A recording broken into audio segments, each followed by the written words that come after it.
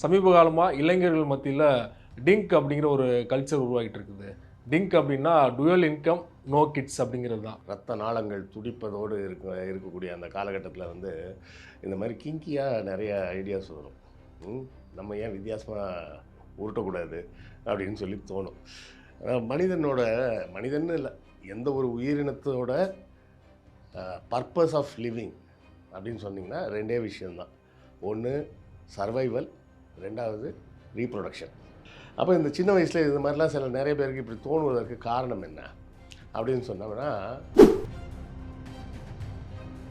இந்த டிங்கை தாண்டி இப்போ டிங்க் வார்டுன்னு ஒன்று வந்திருக்கு. Dual income with no kids with a டாகா. ஏன்னா நாய் வளர்த்தா ரொம்ப ஈஸின்னு நினச்சிட்டு இருக்காங்களா என்னன்னு தெரியல. ஏன்னா நாய் வந்து ஒரு 11 வயசு வரை தான் உயிரோடு இருக்கும், அதோட செத்து போகும். நாய் வளர்த்த முதல் நாள்லேருந்து 11வது வயசு வரை ஒரே மாதிரி பிஹேவ் பண்ணும். நீங்கள் வெளில போய்ட்டு வந்தீங்கன்னா வந்து வாலாட்டும், குலைக்கும், உங்கள் மேலே உருண்டு விளையாடும். அதை தாண்டி அது டெவலப்பே ஆகாது. குழந்தைங்க அப்படி இல்லை, கேள்வி கேட்கும், சண்டை போடும், எழுத்து பேசும். உங்களுக்கு எல்லாருக்கும் தெரிஞ்ச ரொம்ப ஃபேமஸான கப்புள் வந்து அமெரிக்காவில் கப்புள்ஸ் யாருன்னு எடுத்திங்கன்னா Brad Pitt and Angelina Jolie. அவங்க 2 பேரும் கல்யாணம் பண்ணிக்கிட்டாங்க. 8 பிள்ளைங்களை தத்தெடுத்து வளர்த்தாங்க. இர்ரெஸ்பெக்டிவ் ஆஃப் ரேஸ் 8 பிள்ளைங்களை தத்தெடுத்து வளர்த்தாங்க. சைனீஸ் பிள்ளை, அமெரிக்கன், அது யூரோப்பியன் பிள்ளைங்க, ஆஃப்ரிக்கன் பிள்ளைங்கன்னு தத்தெடுத்து வளர்த்தாங்க. டைவர்ஸ் பண்ணோடனே ஆளுக்கு 4 பிள்ளையாக பிரித்து எடுத்துகிட்டு போயிட்டாங்க. ஸோ குழந்தையை ரசிக்க தெரியாதவன் மனுஷனே கிடையாதுங்க. முதல்ல இது போன்ற எக்ஸ்க்ளூசிவான வீடியோக்களை தொடர்ந்து காண மீடியா சர்க்கிள் சேனலை சப்ஸ்கிரைப் பண்ணுங்கள்.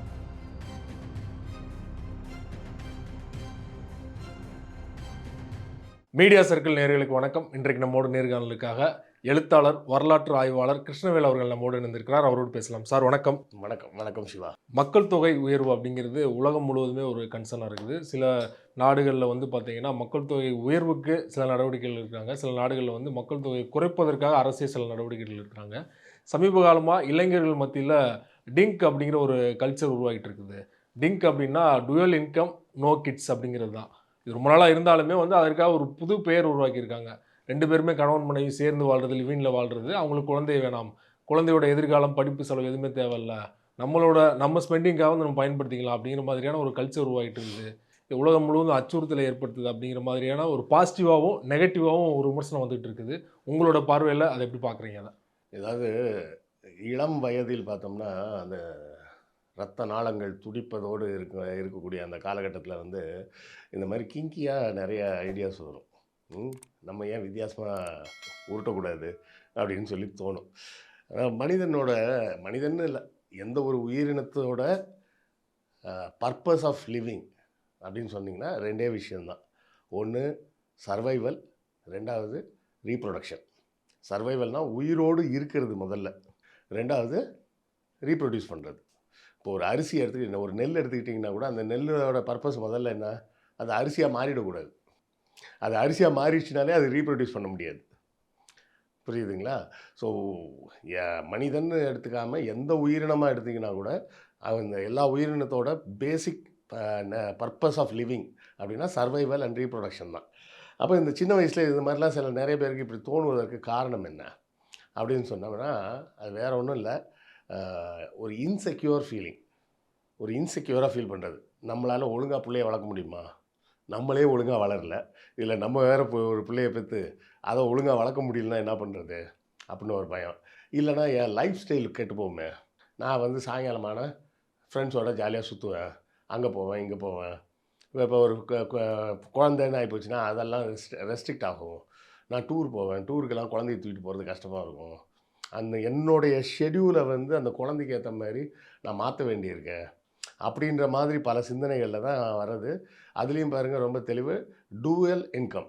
ஏன்னா குழந்தை பெற்றுக்கிறதா இருந்தால் ஒருத்தர் வந்து கொஞ்ச நாளைக்காவது வேலைக்கு போகாமல் தான் இருந்தாகணும்.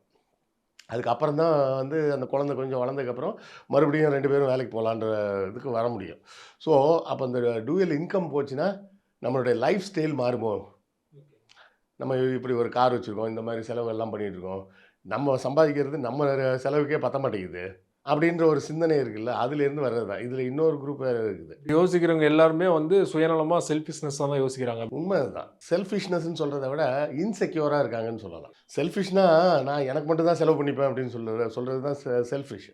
அவங்க அந்த மாதிரிலாம் சொல்ல நேரடியா சொல்ல வரல. அவங்க வந்து இன்செக்யூரா ஃபீல் பண்றாங்க. இந்த பணத்த ஆனா இன்னொரு புறம் இது அவங்களோட தனிப்பட்ட விருப்பமா நம்ம எடுத்துக்க முடியாதா? அப்படிதான் எடுத்துக்கணும். இது வந்து நம்ம இதில தலையிடலாமா அப்படின்னு கேட்டா, தலையிடுறதுக்குலாம் யாருக்கும் ரைட்ஸ்லாம் கிடையாது. ஒருத்தர் குழந்தை பெத்துக்கிறதா வேணாமான்றது அவங்களோட சொந்த விருப்பம். ஆனா, அது இயற்கைக்கு மாறான ஒரு விஷயம். இயற்கை சொல்றது என்னது? நீங்க ரீப்ரொடியூஸ் பண்ணணும் அப்படின்னு தான் சொல்லுது இயற்கை. நெறைய பேர் சொல்லுவாங்க, இல்ல அப்படி இருந்தா தானே பிள்ளைங்க இருந்தா தானே இப்ப வயசான காலத்தில நம்மள பார்த்துப்பாங்கன்னு. வயசான காலத்தில நம்மள பார்த்துக்கிறதெல்லாம் பிள்ளைங்களோட வேலை கிடையாது. சரியா? பிள்ளைங்கள வளர்க்குறது மட்டும் தான் நம்மளோட வேலை. ஏன்னா நம்ம பெத்துட்டோன்றதுனால நம்ம வளர்த்தாகணும். அதுதான் நம்மளுடைய அது வந்து பேரண்ட்ஹுட். இப்போ ஒரு காக்கா வந்து எத்தனையோ காக்கா குஞ்ச வளர்க்குது. இப்ப அந்த காக்கா குஞ்சு வளர்ந்து நம்ம வயசான காக்காவ பார்த்துக்கணும்னா வளர்க்குது. அ இல்ல ஒரு சிங்கம் வந்து சிங்கக்குட்டிய வளர்க்குது. வயசானதுக்கப்புறம் இந்த சிங்கக்குட்டி வந்து என்ன பார்த்துக்கும் அப்படின்னு சொல்லி வளர்க்குறாங்களா? நம்ம மனுஷன் மட்டும் தான் சொல்லிக்கிறது வயசானதுக்கப்புறம் நம்மள பார்த்துக்கிறதுக்கு குழந்தை வேணும்னு. வயசான குழந்தை பெற்றுக்கொள்வது நமது பயாலஜிக்கல் கடமை. சரியா? அத வளர்க்க வேண்டியது பெத்ததுனால நம்மளுடைய கடமை. பேரண்ட்ஹுட் அது. அந்த பேரண்ட்ஹுட்டோட வேலை முடிஞ்சு போச்சு. சரியா? இப்போ என் பையனுக்கெல்லாம் 16 வயசு ஆகுது. நானும் அவனும் பேசிக்கிறது கூட ரொம்ப ரேரான தருணங்கள்ல தான். அதிகபட்சம் என்ன பண்ணுவான், "அப்பா இந்த மாரி மார்க் வந்துருச்சும்பான்." இல்லைன்னா இந்த மாதிரி மேட்ச்சுக்கு போகணும், பணம் கட்டணும் அப்படிம்பான். ஏதாவது முக்கியமாக பண தேவையாகும், இல்லை படிப்பு சம்மந்தமாக இருந்தால் மட்டும்தான் நாங்கள் 2 பேருமே பேசிக்கிறோம். மற்றபடி பேசுகிறதே கிடையாது. அதான் என் ஒய்ஃப் ஊருக்கு போயிருந்தாங்க நடுவில் ஒரு 4 நாள். வந்ததுக்கப்புறம் சொல்கிறான், "அம்மா அந்த 4 நாள் அப்பாவும் நானும் பேசிக்கவே இல்லைம்மா" அப்படின்றான். அவன் அவங்க அம்மாட்ட நல்லா பேசுவான். நான் அதிகமாக பேச மாட்டேன். பகலில் இப்போ சுத்தமாகவே பேச மாட்டேன்னு வச்சுக்கிங்களேன். அதான் 2 பேரும் தான் வீட்டில் இருந்தோம். யாருமே பேசிக்கவே இல்லைம்மா. கடையிலலாம் வாங்கி சாப்பிட்டோம், எல்லாம் பண்ணோம். ஆனாலும் நாங்கள் யாரும் ஒண்ணும் பேசிக்கவே இல்ல. அப்படித்தான் நம்ம இருக்கணுமே தவிர, ரொம்ப போய் அவங்களோட பிரைவசிக்குள்ளலாம் போகக்கூடாது. ஒருவேளை எங்கேயாவது தவறுகிறார்கள் அப்படின்னு சொன்னா, அந்த சைட்ல போய் நம்ம லேசா அவங்களுக்கு வழிகாட்டலாம். சரியா? இந்த டிங்க தாண்டி இப்போ டிங்க் வார்டுன்னு ஒண்ணு வந்திருக்கு. Dual income with no kids with a டாகா. ஏன்னா நாய் வளர்த்தா ரொம்ப ஈஸின்னு நினச்சிட்டு இருக்காங்களா என்னன்னு தெரியல. ஏன்னா நாய் வந்து ஒரு 11 வயசு வரை தான் உயிரோட இருக்கும். அதோட செத்து போகும். அதோட லைஃப் ஸ்பேன் அவ்வளோதான். ஸோ நாய் வளர்க்கணும்னு ஏன் தோணுது இவனுக்கு? நாய் வளர்த்த முதல் நாள்லேருந்து 11வது வயசு வரை ஒரே மாதிரி பிஹேவ் பண்ணும். நீங்கள் வெளில போயிட்டு வந்தீங்கன்னா வந்து வாலாட்டும், குலைக்கும், உங்கள் மேலே உருண்டு விளையாடும். அதை தாண்டி அது டெவலப்பே ஆகாது. குழந்தைங்க அப்படி இல்லை. கேள்வி கேட்கும், சண்டை போடும், எதிர்த்து பேசும். புரியுதுங்களா? நம்ம ஒன்று சொன்னால் ஏன் செய்யணும் அப்படின்னு கேட்கும். 10 வயசு வரை கேட்காத பிள்ளை அதுக்கப்புறம் எல்லாத்துக்கும் எதிர்த்து கேள்வி கேட்கும். நாய் சரியா வளர்க்கலன்னா அவங்களால நிறைய பிரச்சனைகள் உருவாகும். அது வரும். ஆனால் நாய் வந்து எதிர்த்து பேசாது, கேள்விலாம் கேட்காது.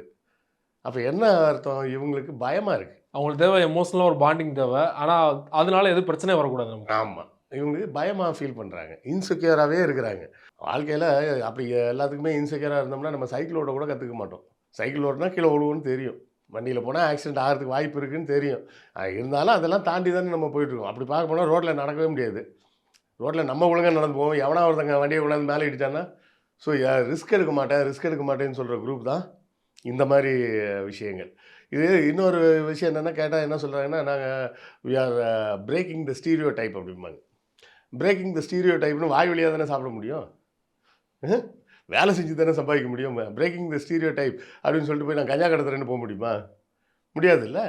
ஸோ சில விஷயங்கள் வந்து மாற்றணும்னு ஒரு தேவை இருக்கும்போது மாற்றலாம். அந்த ஸ்டீரியோ டைப்பால் சமூகத்துக்கு ஏதாவது இடைஞ்சலா, எனக்கு ஏதாவது இடைஞ்சலா இருந்தால் நம்ம மாற்றலாம். ஆனால் அப்படிலாம் ஒன்றும் கிடையாது அப்படின்றப்ப அதை நான் மாற்றுறேன் அப்படின்னு சொல்கிறது தேவையில்லாத வேலை தான்.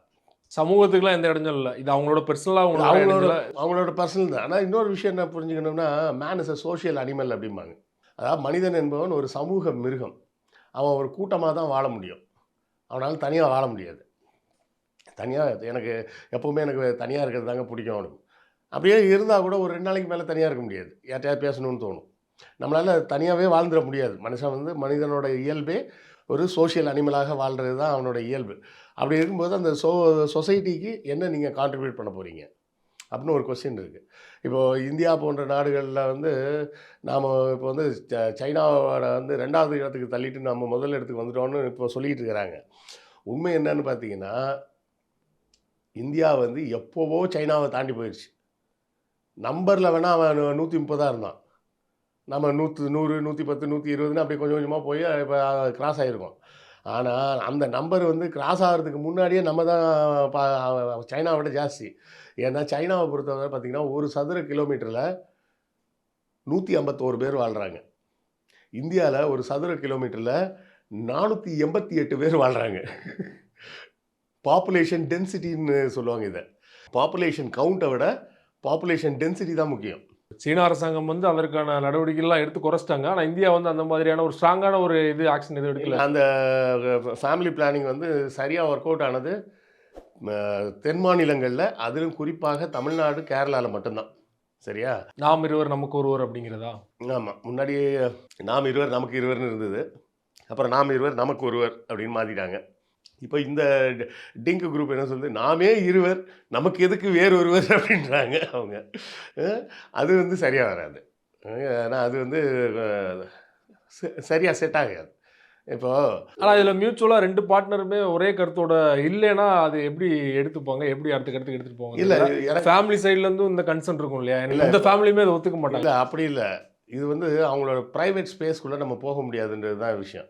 உங்களுக்கு எல்லாருக்கும் தெரிஞ்ச ரொம்ப ஃபேமஸான கப்பல் வந்து அமெரிக்காவில் பாலிவுட் கப்பல்ஸ் யாருன்னு எடுத்திங்கன்னா, Brad Pitt and Angelina Jolie. அவங்க 2 பேரும் கல்யாணம் பண்ணிக்கிட்டாங்க. 8 பிள்ளைங்களை தத்தெடுத்து வளர்த்தாங்க. இர்ரெஸ்பெக்டிவ் ஆஃப் ரேஸ் 8 பிள்ளைங்கள தத்தெடுத்து வளர்த்தாங்க. சைனீஸ் பிள்ளை, அமெரிக்கன் அது யூரோப்பியன் பிள்ளைங்க, ஆஃப்ரிக்கன் பிள்ளைங்கன்னு தத்தெடுத்து வளர்த்தாங்க. டைவர்ஸ் பண்ணோடனே ஆளுக்கு 4 பிள்ளையாக பிரித்து எடுத்துகிட்டு போயிட்டாங்க. ஸோ குழந்தையை ரசிக்க தெரியாதவன் மனுஷனே கிடையாதுங்க முதல்ல. அவ்வளோதான் நான் சிம்பிளாக சொல்லுவேன். நமக்கு என்னென்னா, அந்த குழந்தை சின்னதாகவே இருந்தால் நல்லா இருக்குமே அப்படின்னு தோணும். அப்படிலாம் நம்ம ஆசைப்பட வேண்டியதில்லை. அந்த குழந்தை வளர்ந்துருச்சுன்னா வேறு ஒரு சின்ன குழந்தைய எடுத்து கொஞ்சிக்கலாம். இப்போ எங்கள் வீட்டிலேயே பார்த்திங்கன்னா, எங்கள் பக்கத்து வீட்டில் ஒரு குட்டி பொண்ணு இருக்குது. அது பொழுதன்னைக்கும் எங்கள் வீட்டில் தான் இருக்கும். காலைல எந்திரிச்ச உடனே நேராக வந்துடும். வந்து என் ஒய்ஃபோட கண்ணாடியை போட்டிருந்தேன்னா போதும், அது ஆன்ட்டி கண்ணாடி கொடு அப்படின்னு பிடிங்கி கொண்டு போய் அவள்கிட்ட என் ஒய்ஃப்ட்ட கொடுத்துரும். இல்லை அவங்க ஃபோன் எடுத்து வச்சுன்னா என் டேபிளில் இருந்ததுன்னா ஆன்ட்டி அப்படின்ட்டு எடுத்துகிட்டு போயிடும். அந்த ஒரு வார்த்தை தான் சொல்ல தெரியும். அது அந்த குழந்தைக்கு கொஞ்சம் தெரியும்னா அதோட என்ன சொல்கிறது, ஒரு சில நேரம் பார்த்தா எல்லாம் தெரிஞ்ச மாதிரி பேசும். அதுக்கப்புறம் பார்த்தீங்கன்னா ஒரு கொஸ்டின் கேட்டோம்னா நமக்கே ஆச்சரியமாக இருக்கும். இது என்ன இவ்வளோ அல்பத்தனமாக இருக்குது இந்த கேள்வி அப்படின்ற மாதிரி ரொம்ப இன்னசென்ட்டாக வந்து கேட்கும்.